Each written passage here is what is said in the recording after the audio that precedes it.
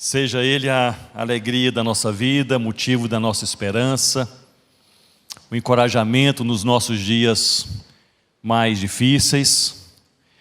E é impressionante quando nós falamos com Deus, pensamos em Deus, lemos a palavra de Deus, como Ele vem diretamente falar a minha vida e a sua vida de acordo com a nossa específica necessidade. Você está se sentindo assim? Deus falando conosco de acordo com a nossa específica necessidade.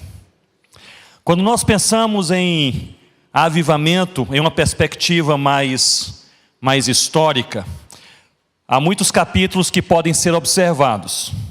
Um desses capítulos, podemos chamá-lo de benefícios ou resultados de um avivamento. Por exemplo, em Atos capítulo 2, logo no início do capítulo 2 do livro de Atos, vemos uma igreja, 120 pessoas orando ao Senhor, cai o Espírito Santo sobre a igreja, a palavra é pregada, mais de 3.000 pessoas vêm ao Senhor Jesus. A igreja cresce, explode, multiplica. Esse é um dos resultados, um dos benefícios do avivamento. Mas há um outro capítulo, quando pensamos sobre avivamento espiritual, não os resultados ou os benefícios, mas o custo, o preço de um avivamento. E eu falo sobre um preço pessoal. No século XVIII, um avivamento varreu a América do Norte. E talvez o nome, o líder, o pregador mais influente durante aquela época de avivamento era o conhecido Jonathan Edwards. Pregador, teólogo, filósofo, pastor, pregador do sermão Pecadores nas mãos de um Deus irado, pastor da renomada igreja em Northampton.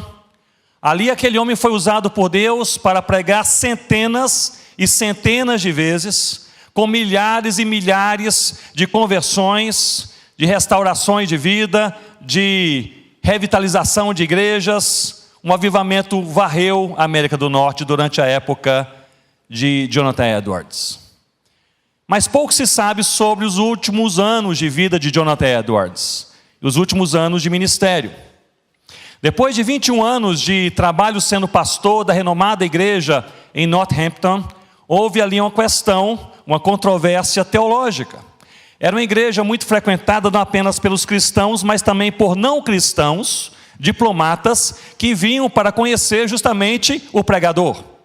E ali alguns líderes da igreja, vendo que aqueles não cristãos, pessoas importantes, diplomatas, representantes de vários países, ali chegavam, e às vezes chegavam em um momento da ceia do Senhor. E os líderes daquela igreja disseram: não fazemos bem, precisamos ministrar ceia também para os não cristãos.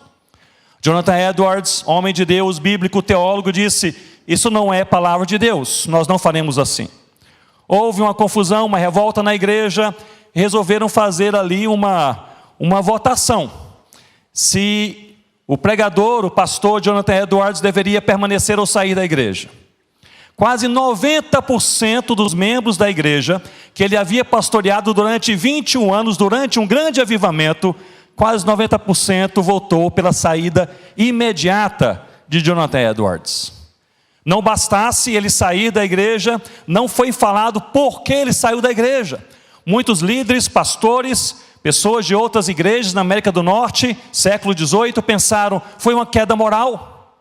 Quem sabe uma mentira, um adultério, um roubo, outra coisa. Em poucos dias ele perdeu toda a sua reputação. Nenhuma igreja recebeu Jonathan Edwards como pastor. O grande avivalista, o grande pregador, não tinha mais nenhuma igreja, nenhuma congregação para recebê-lo. Essa parte da história do ministério de Jonathan Edwards permanece pouco conhecida. Mas apenas uma congregação abriu as portas, dizendo: nós aceitamos quem vocês enviarem. Era uma congregação indígena da tribo moicana, os moicanos. E ali ele foi em um local isolado, nenhum outro pastor queria ir até ou trabalhar naquela região, com os indígenas, em um local remoto. Ali ele esteve e ali ele pastoreou aquela congregação durante os 7 últimos anos de ministério da sua vida. E as cartas que ele escreveu aos seus amigos durante aquele ministério na congregação indígena, os moicanos, são cartas fantásticas. E em uma dessas cartas ele disse o seguinte: Deus me colocou em Northampton, no centro da América, na igreja mais influente, na igreja mais importante, para que eu pudesse ser usado em um avivamento de Deus em toda a nação. Mas Deus me trouxe até a pequena igreja indígena moicana, porque Deus também queria tratar com o meu próprio coração. Jonas capítulo 4. Abra comigo a sua Bíblia. Jonas capítulo 4. Deus trata com o nosso próprio coração. Partilhamos nesta manhã a respeito da ação de Deus, movendo a sua palavra para converter 120 mil pessoas em Nínive. Imaginem isso acontecendo. 120 mil pessoas sendo convertidas por Deus na mesma cidade em menos de 40 dias. É um avivamento, é uma transformação, é uma explosão. E nós vimos também pela manhã que Jonas possuía bons, carnais, humanos motivos para não ir para Nínive. Mas nossos motivos humanos não são suficientes perante Deus. Vimos também no capítulo 2 que Deus enviou uma tempestade e Deus enviou um grande peixe para reajustar, para reorganizar, para dirigir a rota do ministério, do trabalho de Jonas. E isso aconteceu. Ele disse ao Senhor, capítulo 2, versículo 9, o que votei pagarei? Farei, Senhor. Se é para pregar, eu prego, mas eu prego do meu jeito. Se é para fazer, eu faço, mas eu faço do meu jeito. Porque o grande peixe reordenou a rota do ministério, do trabalho de Jonas, mas não conseguiu tocar ainda em seu coração. Mas Deus tinha um plano. Como Deus tem um plano para a sua vida e para a minha vida também nesse dia. Vamos ficar de pé uma vez mais e ler esse texto bíblico.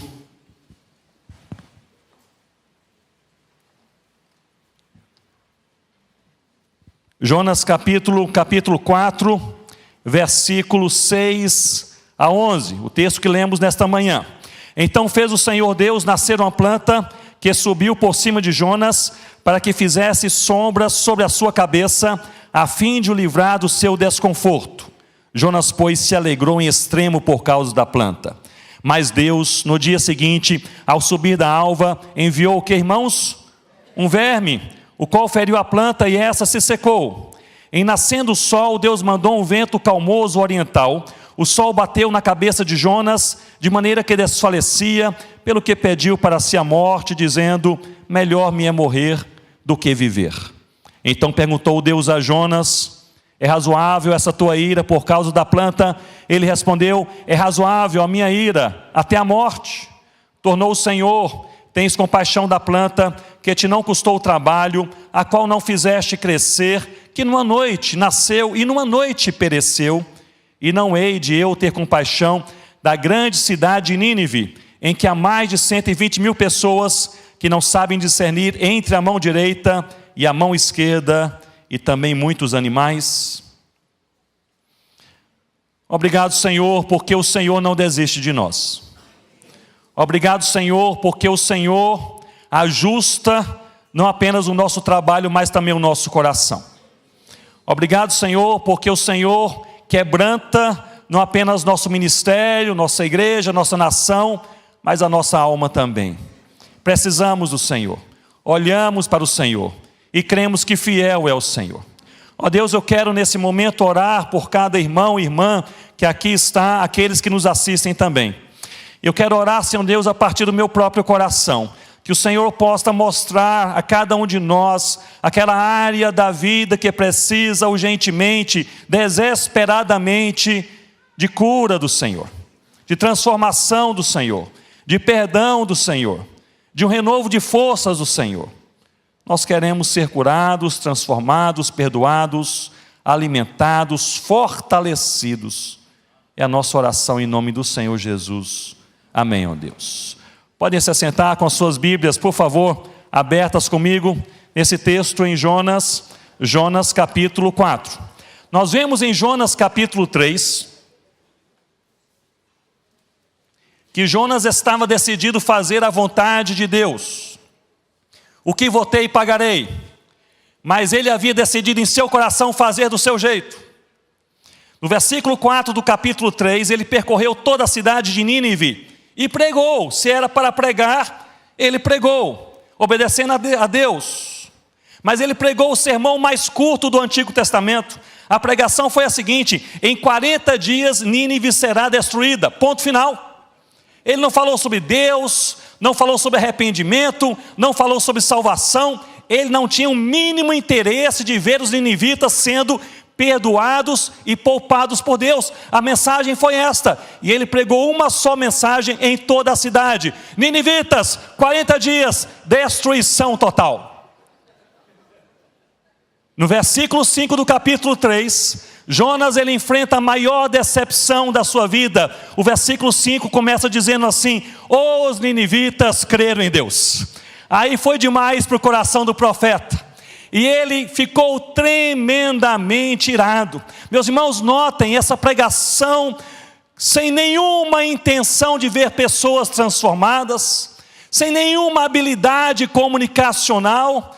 Jonas, eu tenho indícios textuais que me levam a crer que ele pregou em aramaico, ou seja, uma língua que poucas pessoas conheciam ali naquela cidade, e ele foi surpreendido. Os ninivitas creram em Deus. 120 mil pessoas se converteram e vestiram pano de saco e fizeram jejum, da pessoa mais nova, a pessoa mais velha, da pessoa mais simples, até o rei daquela cidade. E eles disseram: há um só Deus, que Ele tenha misericórdia de nós. E no versículo 10 nós vemos que eles verdadeiramente se converteram a Deus. Que coisa impressionante!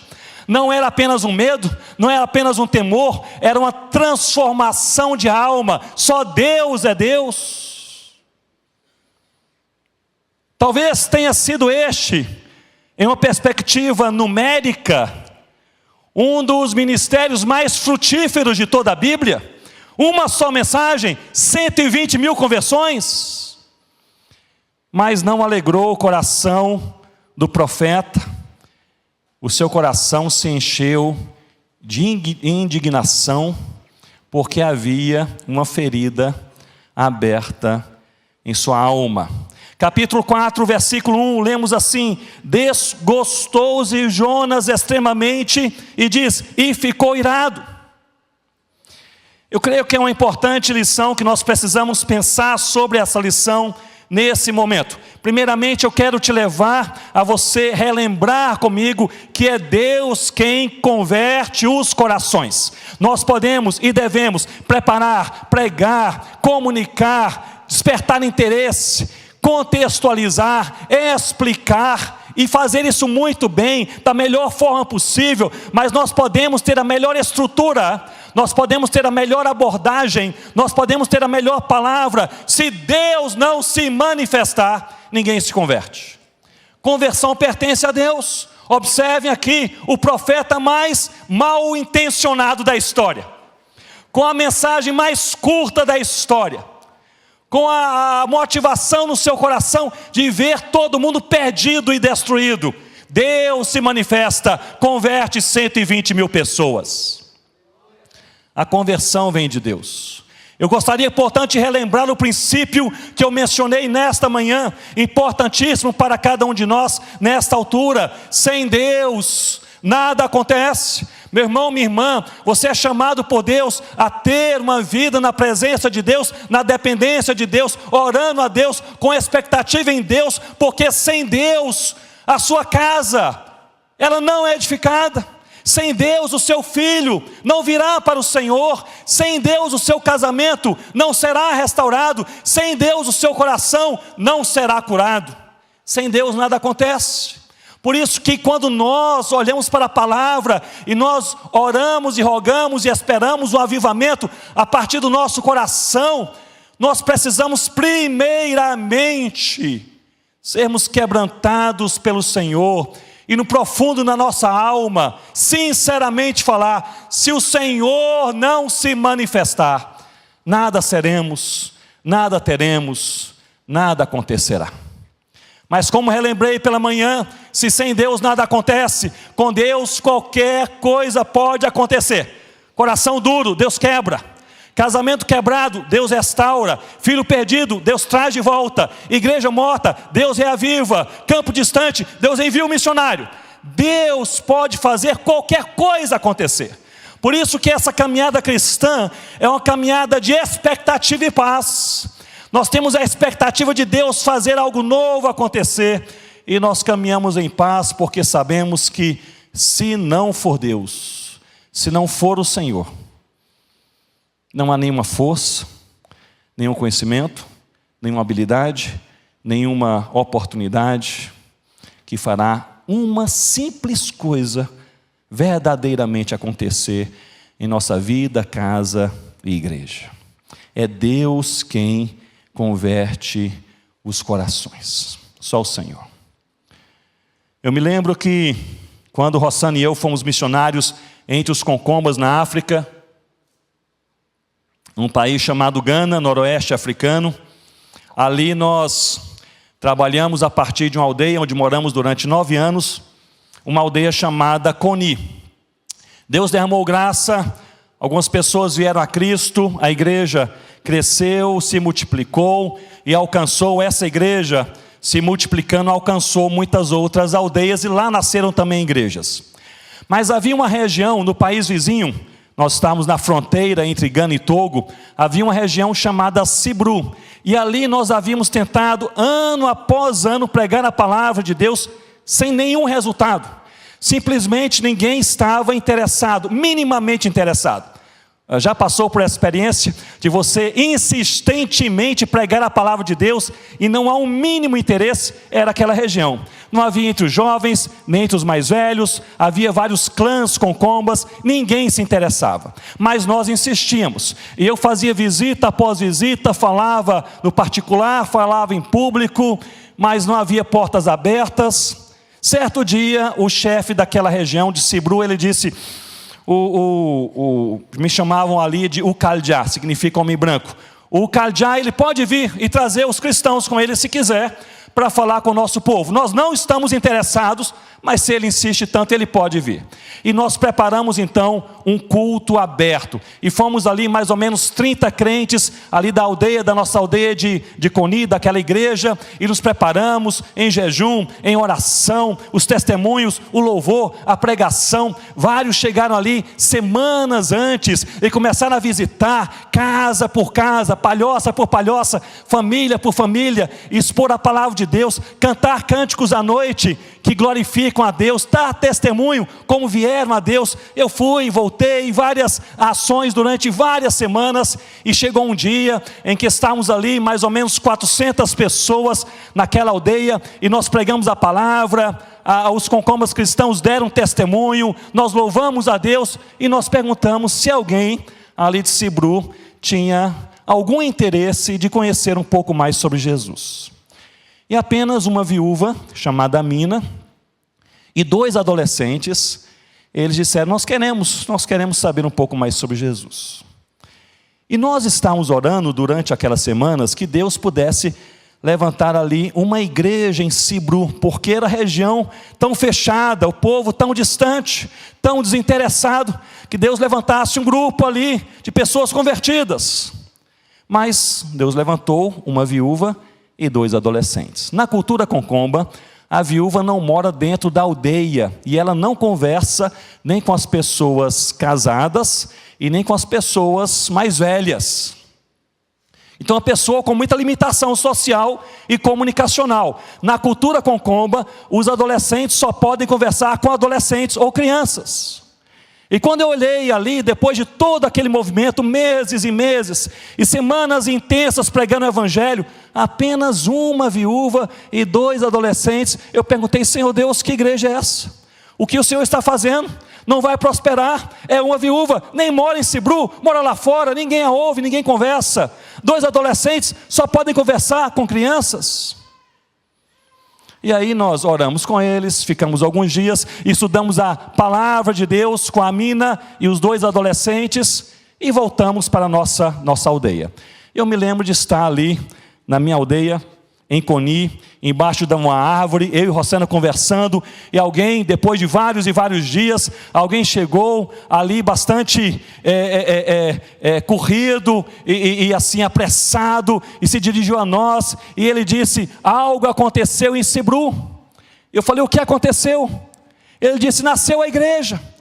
Porque a mina, lembra-se daquela viúva? Ela ficou tão indignada que ninguém veio ao Senhor Jesus durante aquelas semanas e meses de evangelização, que quando vocês saíram, ela não dormiu, durante 48 horas, ela visitou casa por casa, família por família, palhoça por palhoça, falando do Senhor Jesus. Mais de 60 pessoas vieram ao Senhor Jesus. Nasceu a igreja em Cibru. E ali nós agradecemos a Deus, fizemos uma comissão, presbiteriano gosta de comissão para visitar a nova congregação.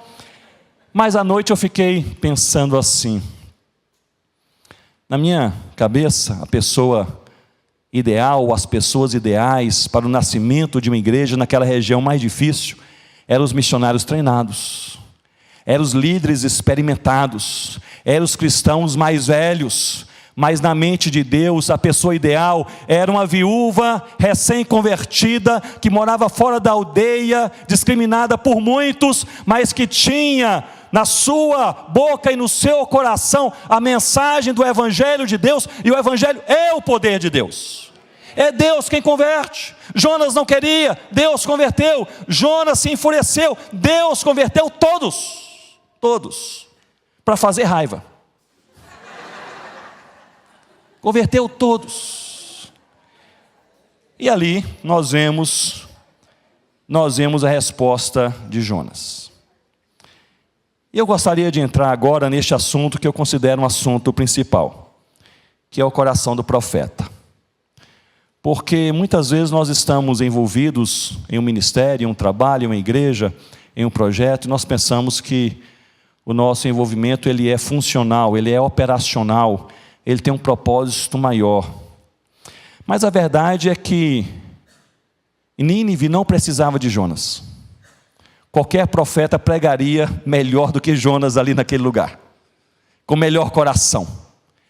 Mas Jonas precisava de Nínive, porque ali foi a rota que Deus traçou para tocar e curar o coração do seu filho. Talvez você esteja em um local e você não entenda bem por que você está nesse local, nesse ambiente, nesse trabalho, nessa equipe, nessa igreja, nessa rua, naquele projeto. Talvez aquele projeto não precise tanto de você, mas você precisa estar ali. É a rota de Deus para tratar sobre algo em seu coração, porque é Deus quem guia os nossos passos. Observem comigo, quando nós olhamos aqui no capítulo 4, no versículo 3, os ninivitas são convertidos por Deus. No versículo 3 do capítulo 4, Jonas ele pede que Deus lhe tire a vida. Eu quero morrer. E ele fala pela primeira vez de maneira enfática: Senhor, eu quero morrer. Versículo 4, Deus lhe pergunta: é razoável a tua ira? Ele responde: até a morte. Até a morte. Deus desejava salvar os ninivitas e o fez. Ele poderia usar qualquer outra pessoa, resolveu usar Jonas, porque aquele era o lugar de confronto, aquele era o lugar de cura para o coração do profeta. Versículos 6 e 7, Jonas ele vai para um deserto, e ele diz a Deus mais uma vez: eu quero morrer. E aí Deus faz nascer uma planta. A planta não era grande, Deus sombra somente sobre a cabeça de Jonas, mas o livrou do seu desconforto. É a única vez em todo o livro que Jonas se alegra por causa de alguma coisa. 120 mil se convertem, ele está irado, mas uma planta dá sombra, e ele diz que se alegrou extremamente por causa da planta. E aí, meus irmãos, nós estamos vendo, olhe bem para mim, pensem comigo, estamos vendo alguns círculos. Os círculos de trabalho, os círculos geográficos, os círculos ministeriais, e os círculos eles vão apertando, eles vão sendo mais centralizados, até Deus chegar onde Ele quer chegar, que é tocar no coração de Jonas, que é tocar no seu coração, na ferida da sua alma. Nasceu a planta. Jonas se alegrou, relaxou. Eu quero morrer, mas nem quero morrer hoje. A planta deu sombra sobre a cabeça, alegria. No dia seguinte, o Senhor não deu nem 48 horas, Deus age assim. No dia seguinte, diz o texto, que Deus enviou um verme. O Espírito Santo, ele é tão específico aqui ao inspirar a palavra do Senhor, porque ele diz lá no capítulo 2, que é Deus quem enviou a tempestade, e ele diz aqui no capítulo 3, que é Deus quem converteu os ninivitas, e ele diz aqui no capítulo 4, que é Deus quem enviou o verme. É Deus. Deus está orquestrando a sua história, meu irmão. O verme na sua vida, ele foi enviado por Deus, meu irmão, minha irmã, porque eu preciso e você precisa. E esse verme, ele feriu, não a Jonas, ele feriu a planta, a alegria única de Jonas nessa história toda, e a planta morreu, secou, e aí Jonas acendeu em seu coração uma ira absoluta, e ele abriu o jogo com Deus. Eu já sabia, Deus criou Jonas, é Deus quem sonda os nossos corações. Mas aqui nós encontramos, no versículo 8, a primeira vez em que Jonas fala com todas as palavras, qual é a angústia, a ferida do seu coração. Ele diz a Deus, melhor me é morrer do que viver. Versículo 9, é razoável a tua ira. E ele diz sim, é razoável a minha ira até a morte. Ou seja, Jonas estava olhando para Deus e dizendo a Deus, se os ninivitas viverem, eu quero morrer. Essa é a frase. Abriu o coração, jogo limpo. O Senhor já sabe, mas eu quero falar. O assunto é este mesmo, é feio, é chato, mas é isso, esse é o meu coração. Se os ninivitas viverem, eu quero morrer. E aí nesse momento Deus coloca Jonas justamente onde ele precisa estar, abrindo totalmente o seu coração, falando qual é a ferida da sua alma, pronto para ser tratado e curado por Deus.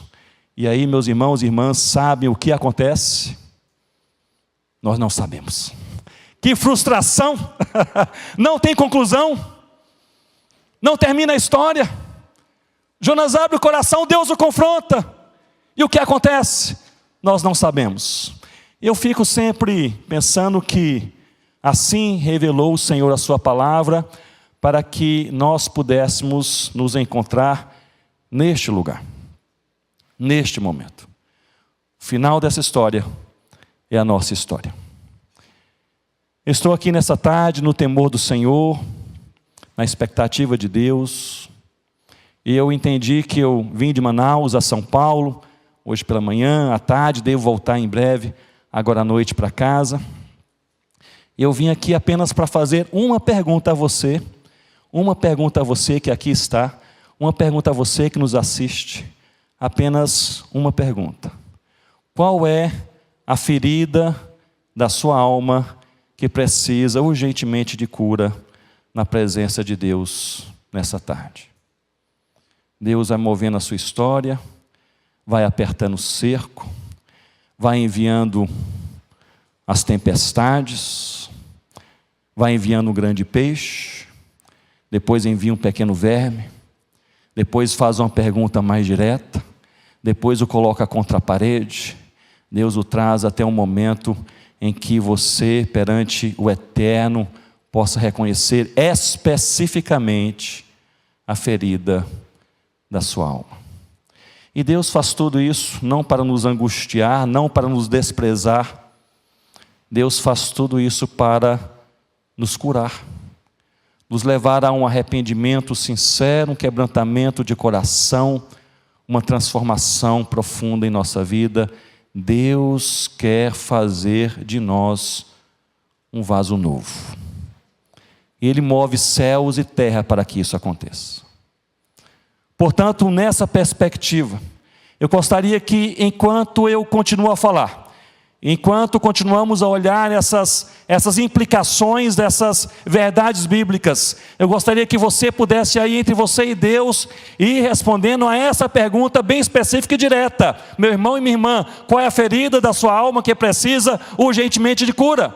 E se há, você sabe. E se você sabe, tem nome. E se tem nome, você já pensou aí neste lugar e nesse momento. Deus, Ele é extremamente paciente com cada um de nós. E Ele vai nos encorajando à medida que nós damos o próximo passo, e o próximo passo, e o próximo passo. E é na caminhada, é na jornada que nós somos amadurecidos pelo Senhor. Não é isso, irmão e irmã? É na caminhada, é na jornada que nós aprendemos de Deus. Eu me lembro que alguns anos atrás estava fazendo uma pesquisa numa região, uma pesquisa missionária numa região do Himalaia. Não vou dar detalhes por questões de segurança, mas naquela região não havia ainda presença cristã, presença missionária, e a minha função ali era pesquisar alguns vilarejos, algumas áreas onde missionários pudessem entrar, cristãos pudessem começar a viver ali. E tive permissão ali do governo daquele país para visitar várias vilas no interior, e fizemos todo aquele trajeto ali contratando guias que conheciam cada região. Mas havia uma última vila mais no interior que eu tinha o desejo de visitar, conhecer aquela área, e não havia recebido ainda permissão do governo. Mas 2, 3 dias antes de sair do país, chegou em minhas mãos um documento com a permissão do governo: você pode ir até aquela última vila. E eu contratei um jovem guia que conhecia aquela região muito bem. Aliás, ele havia nascido naquela região do Himalaia, ali nos derredores daquela vila. E eu disse: eu quero chegar até esse lugar. Mostrei no mapa, esse é o nome da vila. Ele disse: eu conheço, nasci aqui perto. Eu faço esse trajeto sempre. São 17 quilômetros entre ida e volta a pé, porque o carro não chega até esse local que você quer visitar. Eu disse: muito bem, então amanhã cedinho nós partiremos.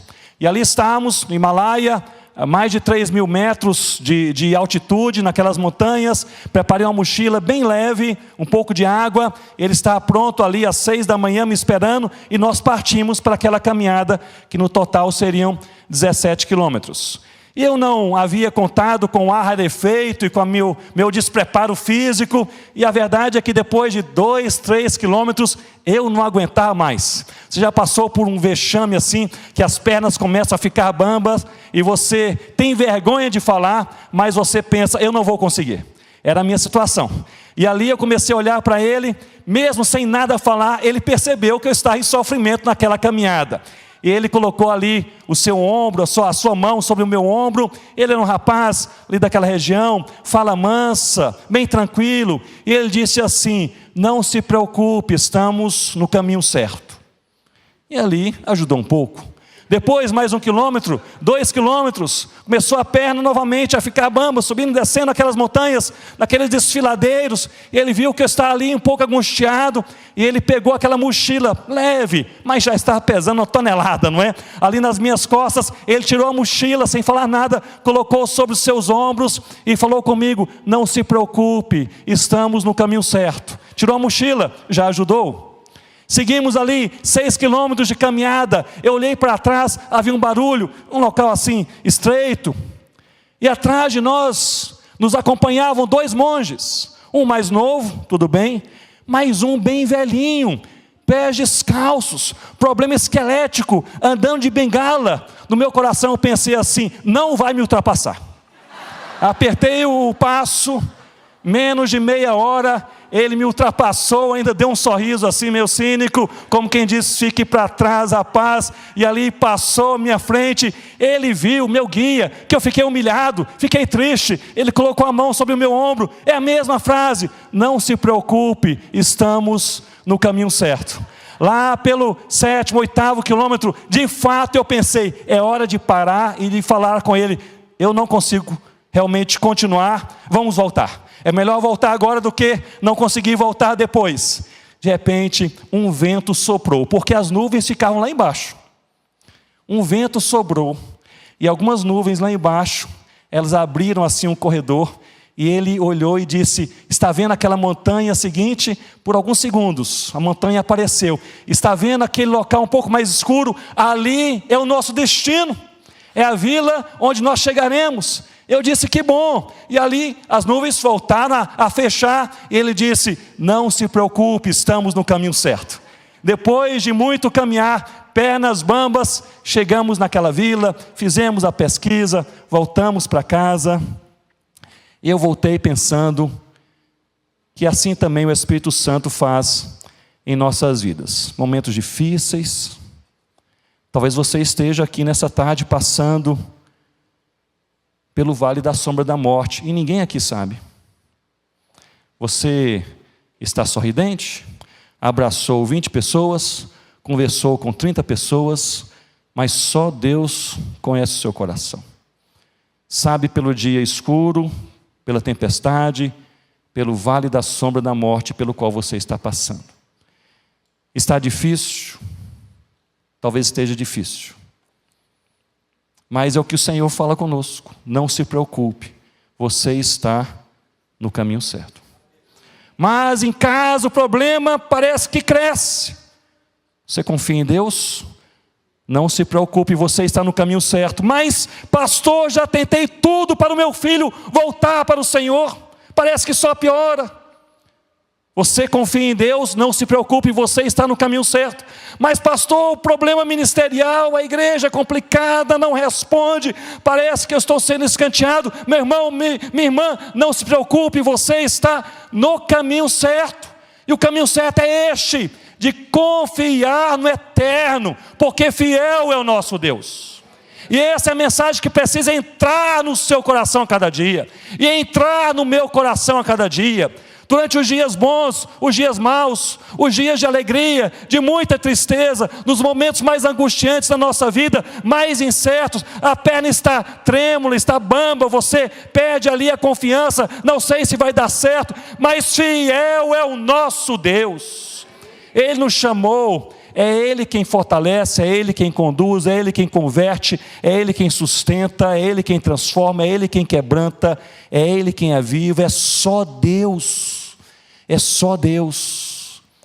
Nós somos chamados a caminhar em plena paz de Deus, mesmo durante a tempestade mais escura da nossa vida, porque fiel é o nosso Deus. Algumas lições que nós precisamos relembrar nesse momento. Eu trago aqui 3, para relembrar o seu e o meu coração. Primeira lição: as maiores lições de Deus não vêm através de grandes peixes, mas através de pequenos vermes. Muitas vezes esperamos os grandes peixes, é o grande evento, é o grande momento, é a grande palavra, é o grande livro, mas Deus está falando e fazendo o que Ele deseja fazer em seu coração. É a partir de um pequeno momento, é uma pequena palavra, um pequeno momento devocional, é uma pequena conversa com seu amigo na hora do café, é um verso que ele traz à sua mente no final do dia. As maiores lições de Deus muitas vezes não vêm por meio de grandes peixes, mas sim de pequenos vermes que Deus usa para tocar nosso coração. Deus tem predileção em usar as coisas fracas, quebradas, que não são. Talvez para ficar bem claro que não é pela força de qualquer pessoa, igreja, instituição, mas é pela força do eterno, somente pela força de Deus. Segunda lição a ser lembrada nesse momento: o avivamento de uma nação começa pelo avivamento de um coração. Muitas vezes falamos em avivamento numa perspectiva institucional, operacional, organizacional, denominacional, mas Deus promove avivamentos a partir de um coração quebrantado. No meio de 120 mil pessoas convertidas em Nínive, Deus gastou maior tempo no meio daquelas conversões, não com os ninivitas convertidos, mas com Jonas a ser quebrantado. Talvez Deus me trouxe aqui, Deus o trouxe aqui, a trouxe aqui, porque há uma ferida na nossa alma que precisa de cura.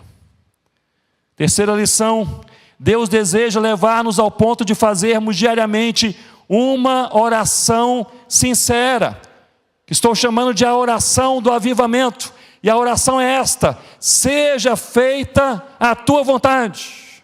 Você pode falar comigo? Seja feita a tua vontade.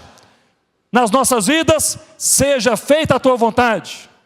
Em nossa família, seja feita a tua vontade. No meu trabalho, não é minha preferência, nem é meu plano, nem é meu sonho. Seja feita a tua vontade. Onde morar, não é a minha ideia, não é o meu planejamento. Seja feita a tua vontade. Com que trabalhar e como servir na igreja, não é o meu preparo, minha habilidade. Seja feita a tua vontade. Meu irmão, minha irmã, essa é a oração do avivamento. Quando nós, movidos por Deus, na palavra de Deus, pelo Espírito Santo de Deus, sinceramente, a cada dia, somos tomados por um desejo profundo de acordar pela manhã e sinceramente falar: Deus, mais um dia, seja feita a tua vontade. Um resultado, quando assim oramos: a vontade de Deus é feita em nossas vidas, Deus é glorificado e nós somos desglorificados. Deus é exaltado e muitas vezes somos enviados para a Nínive que não queremos, mas dela precisamos, para no processo de quebrantamento fazermos e desejarmos fazer tão somente a vontade de Deus. Ao olharmos para esta realidade bíblica, eu costumo pensar que Deus, Ele prepara o nosso caminho, nos trazendo dia após dia, circunstância após circunstância. Nossos olhos estão postos em coisas que nós consideramos grandes, importantes. Mas Deus está olhando para o seu coração. Qual é a ferida da sua alma? Pensamentos, padrões mentais. Qual é a ferida da sua alma? Relacionamentos, questões morais. Qual é a ferida da sua alma? Egocentrismo, o orgulho da alma. Qual é a ferida da sua alma? Um anseio carnal, pecaminoso? Qual é a ferida da sua alma? Um desejo daquilo que não deveria desejar? Qual é a ferida da sua alma? A falta de perdão nunca deixou para trás? Qual é a ferida da sua alma? É a angústia? É o ciúme? É a inveja? É a competição? Qual é a ferida da sua alma? Deus move céus e terra, manda peixes e vermes, cidades, igrejas, ministérios, promove eventos, encontros, para tratar da ferida da nossa alma. Vamos orar? Eu gostaria de lhe convidar nesse momento a você orar comigo de forma específica sobre isso. Eu sei que você tem um lar, você tem uma igreja, você tem trabalho, você é líder, você tem muitas responsabilidades, mas nesse momento eu gostaria que você orasse apenas pelo seu próprio coração. Pelo seu próprio coração. O Espírito Santo de Deus que nos sonda, e nós podemos fazer essa oração. Sonda, Senhor, o meu coração. Vê se há em mim algum caminho mau. Qual é a ferida da minha alma, ó Deus? E nós estamos aqui reunidos neste fim de tarde, estamos aqui reunidos com muita liberdade, porque a graça de Deus nos iguala. Ninguém aqui pode se levantar e falar: eu tenho mais graça de Deus do que o outro, ou preciso de menos graça de Deus do que o outro. Todos nós precisamos igualmente da graça de Deus.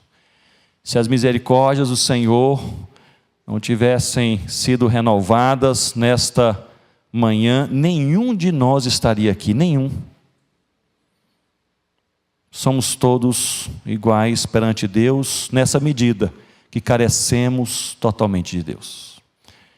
Portanto, nessa liberdade de irmãos, de irmãs, de família, em que todos nós precisamos igualmente de Deus, nós podemos fazer algo que a igreja faz, é um privilégio, que é nós orarmos uns com os outros e uns pelos outros. Nós podemos orar. Fique de pé comigo nesse momento, para que nós possamos orar. E se há uma ferida na sua alma que você sinceramente gostaria de colocar perante Deus, você e Deus, eu quero lhe convidar, venha aqui à frente, que eu gostaria que nós pudéssemos orar por você. Se há uma ferida na sua alma, clara para você, seu coração é entre você e Deus. Se é este o teu caso, saia de onde você está, venha rapidamente aqui à frente. Como igreja nós temos esse privilégio de nós orarmos uns com os outros e uns pelos outros, e nós podemos rogar juntos essa oração. Senhor, cura a minha alma, cura o meu coração, em nome do Senhor Jesus. Talvez aquele fato que deveria ter sido deixado para trás, formalmente foi, mas você de fato ainda não conseguiu perdoar, muito menos esquecer.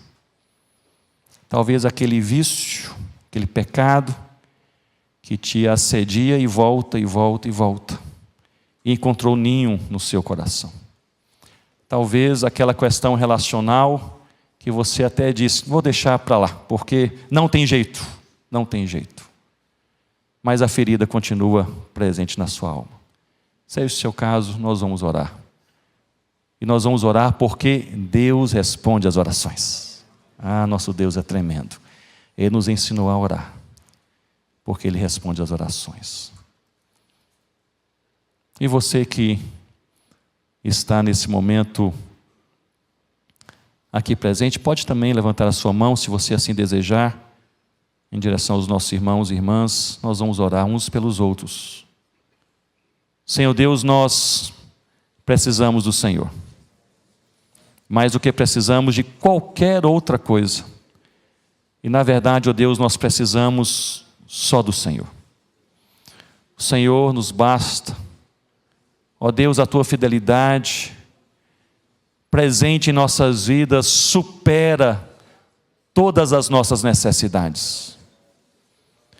Ó Deus, nós olhamos para o Senhor e em uma tarde como essa, num evento como este, ouvindo e pensando e refletindo e cantando e louvando e orando, nós somos tomados por essa verdade que quão grande é o Senhor. Ó Deus, mas se por um lado nós somos tomados por essa verdade da tua grandeza, nós somos também tomados por essa realidade da nossa pequenez, do nosso coração quebrado, da nossa necessidade, das nossas tentações, das pressões que sofremos, da ferida aberta em nossa alma. Ó Pai, como igreja aqui reunida, nós queremos orar uns pelos outros nesse momento. Eu quero orar em nome do Senhor Jesus, por cada irmão e irmã que aqui está, e que ora ao Senhor, em nome de Jesus, dizendo, Deus cura a ferida do meu coração. O Senhor conhece essa ferida plenamente, como o Senhor conhecia a ferida no coração de Jonas, antes que ele pudesse ter consciência dela. E o Senhor nos traz até momentos como este para nos curar, nos abençoar, nos libertar, para nos reavivar, nos reanimar, nos dirigir os passos. Grande é o Senhor, fiel é o Senhor. Deus cura a ferida da alma, perdoa, anima, fortalece, coloca no caminho. E caminhe conosco, Senhor, porque sozinhos perecemos. Precisamos do Senhor. Nós oramos, ó Deus, nesse momento com ações de graças. Ações de graças. Dizendo juntos, em nome de Jesus, que fiel é o Senhor. Você pode falar comigo? Fiel é o Senhor. Mais uma vez, fiel é o Senhor. Que Deus nos abençoe. Já está abençoando. Não pela nossa fidelidade, não pela fidelidade dos outros ao nosso redor, mas porque isso é insuperável. Fiel é o Senhor. em nome de Jesus. Deus abençoe. Você pode voltar para o seu lugar.